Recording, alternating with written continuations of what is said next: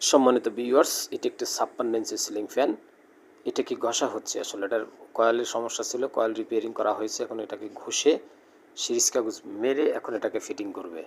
এই ঘষছে এই কারণে যাতে এটা জ্যাম না হয়। যারা নতুন আছেন তারা ভিডিওটি দেখুন আসলে একটা সিলিং ফ্যান কীভাবে ফিটিং করা হয়। অনেক সময় খোলার পরে ফ্যানগুলো জ্যাম হয়ে যায়, তার কারণে এটি ঘষা হয়। ঘষলে আর জ্যাম হওয়ার সম্ভাবনা থাকে না।